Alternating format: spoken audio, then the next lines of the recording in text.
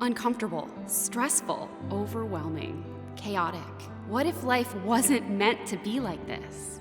What if the chaos that often marks our lives was never the plan? What if there was a different way?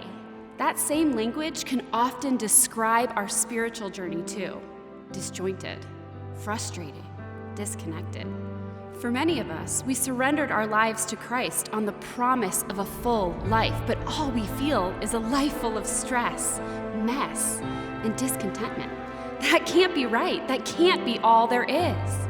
For centuries, the people of God have been called apart from the world, to live differently, to live distinct from the world around them. What if it was in that distinction that the rhythm of our life was found?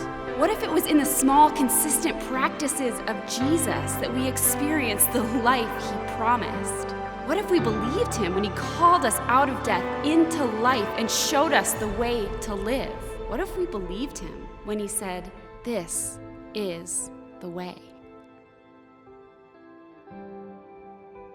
Question for you. Who here has seen The Mandalorian? Full disclosure, I am not a big Star Wars guy, but in the heart of the pandemic when this series came out, I was bored enough, or maybe interested enough, to at least give it a shot, and I really enjoyed it, actually. It was a good series. The series is pretty cool between the space travel and the action scenes and a tiny little green alien. There is a lot to kind of keep you interested. The Mandalorians themselves, as a group of people, were pretty cool. They were feared throughout the galaxy. They were pretty hardcore, pretty intense people, but they were also really committed to a particular way of living their life. And this series I think it's on Disney Plus, right? Kind of captured this reality really well, and some of the interactions that the Mandalorian, the main character, would have with other people in his order of the Mandalore, right? So they might say things like, we're committed to never removing our helmets, or certain types of metal used to create armor or weapons, or different things they would do to honor the legacy of the Mandalorian lifestyle. And whenever they would have these interactions, they'd call something out like this. They would say, "This is the way." And that statement in of itself will really just capture this sort of deep appreciation for their way of life and their commitment, their devotion to it. As Christ followers, we are also invited to a distinct way of living that sets us apart from the rest of the world. And this lifestyle isn't meant to be seen as a source of pride, something that we sort of sit on our self-righteous pedestals and look down at the world around us, but it is meant to set us apart, have us live distinctly from the rest of the world.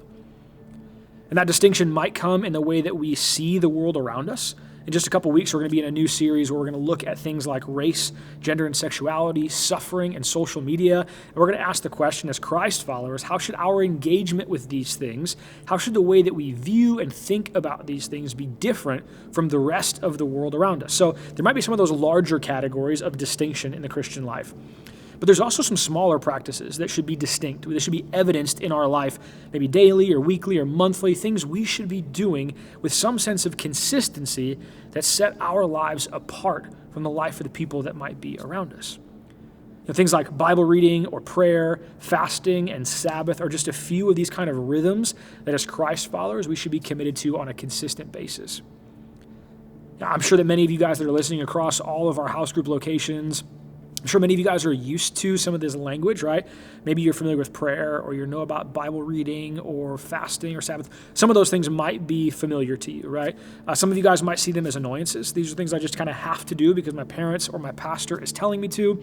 You might have even heard these things kind of included in a larger category, something called spiritual disciplines.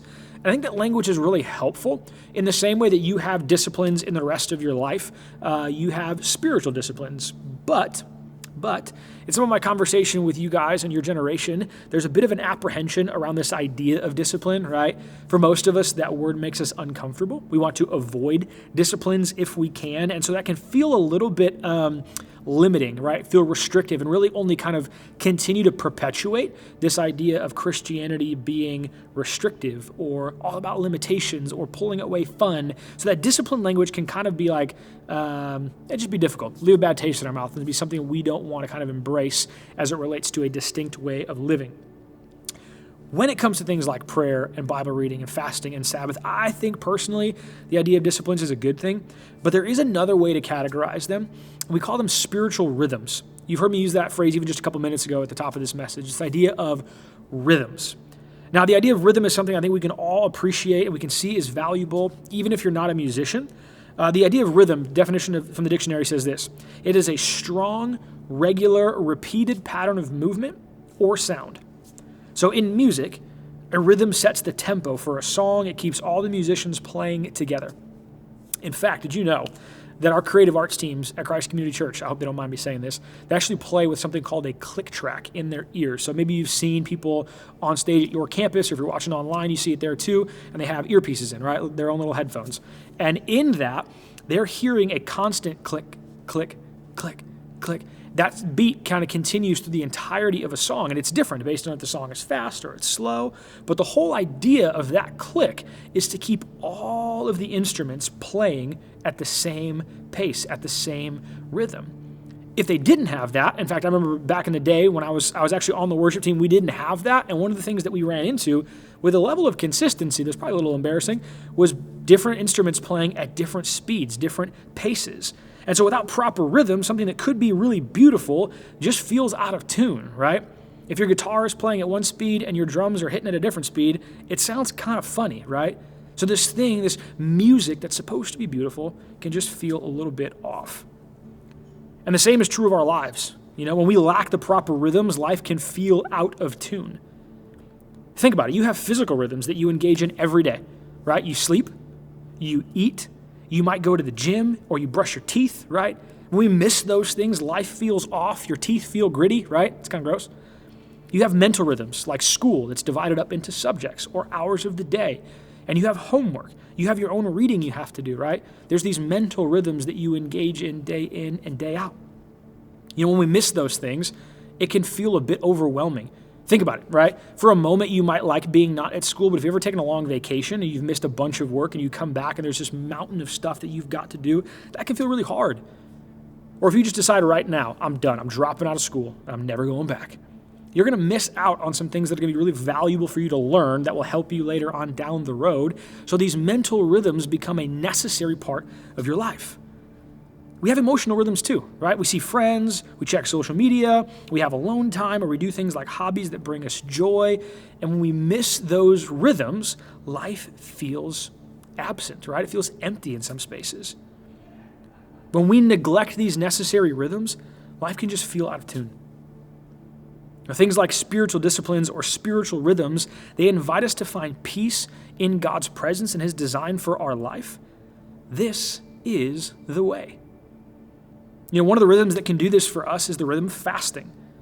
This might be one of the rhythms that you're less familiar with, and that's okay. We're here to learn and we're here to grow together. One Bible teacher that I was reading defines fasting this way.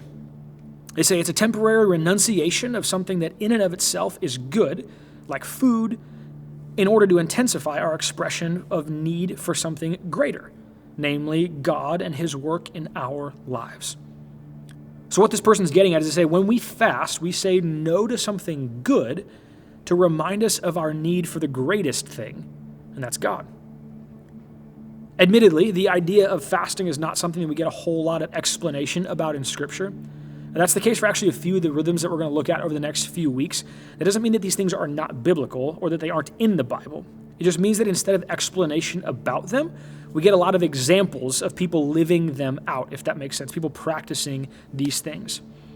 Here's a really quick run through, right? Moses fasted, David fasted, Daniel fasted, Esther fasted, Nehemiah fasted, the people of Nineveh fasted, Jesus fasted, disciples of John the Baptist fasted, the elders in the early church fasted, and Paul fasted. That is a short list of some of the people in the Bible who are recorded as people who practiced fasting as a part of their spiritual rhythms.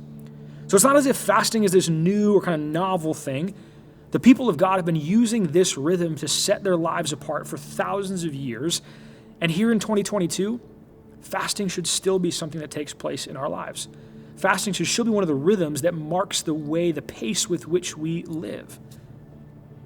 The instruction that we have around fasting comes in Matthew chapter 6 during something called the Sermon on the Mount. This is one of Jesus' most epic teachings, and it stretches from Matthew 5 all the way through chapter 7. You should definitely read it if you're interested. This is actually one of the more explicit areas in our Bible where we see Jesus saying, hey, if you claim to be a follower of me and you want to know how to live your life, this is the way, right? Matthew chapter 5 through Matthew chapter 7, take a look at it. But what we're going to draw out today comes in chapter 6, verses 16 to 18, and it's just specific instructions about how to go about practicing this rhythm of fasting. It reads like this: "When you fast, do not look somber as the hypocrites do, for they disfigure their faces to show others that they are fasting. Truly I tell you, they have received their reward in full. But when you fast, put oil on your head and wash your face, so that it will not be obvious to others that you are fasting, but only to your Father who is unseen. And your Father who sees what is done in secret will reward you."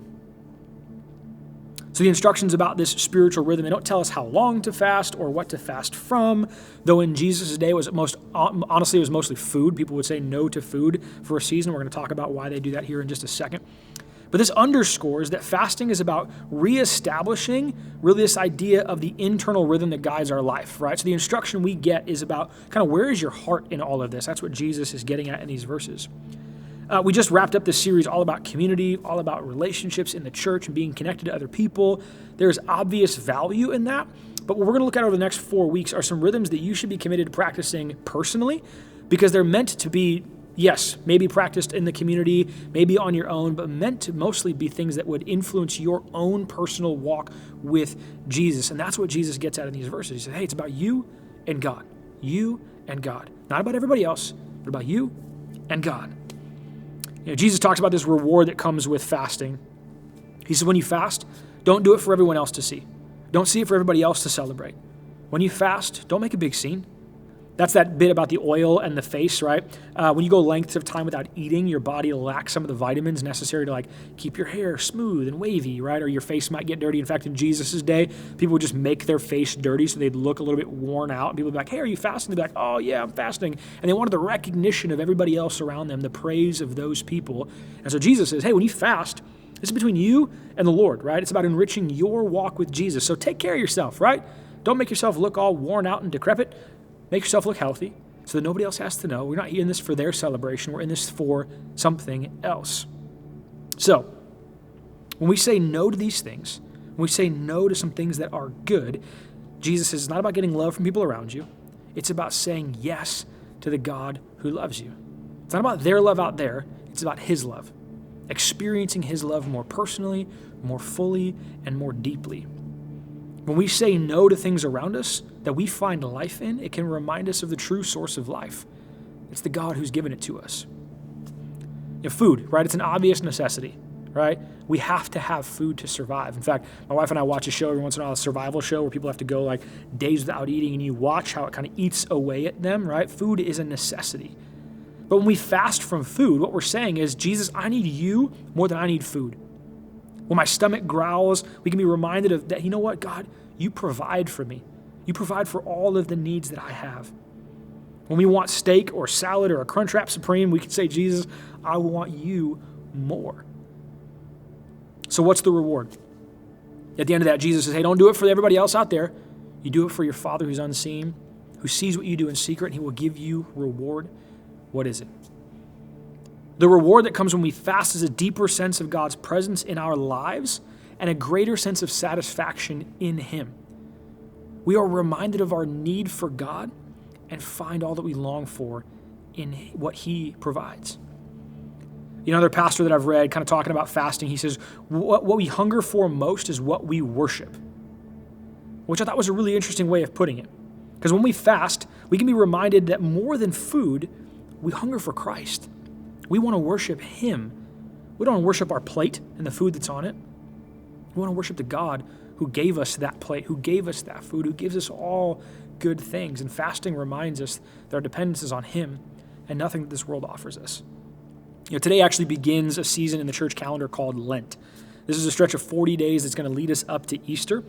It's a season that has been used by Christ followers, for hundreds and hundreds of years to kind of prepare them for Easter. And it's a season that has been continually kind of combined with the idea of fasting. Fasting and prayer to remind us that we need Jesus. So for 40 days, the reason why it's 40 days is because if you look at Matthew chapter 4, I believe it is, before Jesus' ministry starts, he goes out into the wilderness and he fasts for 40 days. And so we take these 40 days to kind of follow the example of Jesus, to fast and to pray in anticipation for Easter.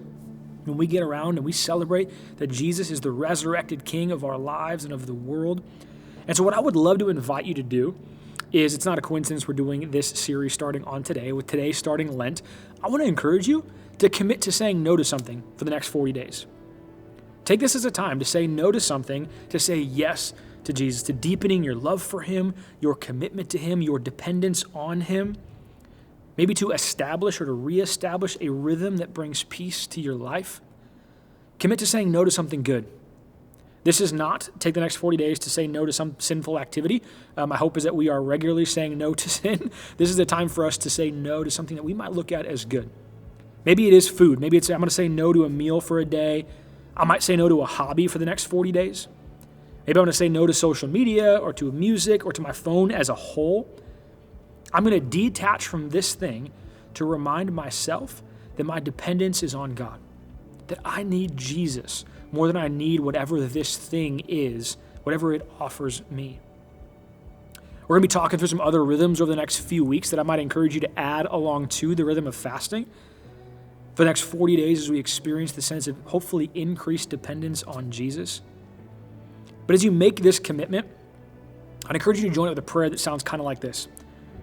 God, during these 40 days, help me to hear from you. Help me to be aware of your presence in my life.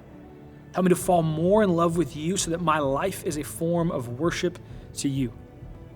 Let that be your prayer over the next 40 days as you say no to good things for the sake of something great, a deeper love for and dependence on Jesus. Fasting is about understanding your need for God, resting in his love for you, and letting the beauty of the spiritual rhythm guide your life in Christ. This is the way.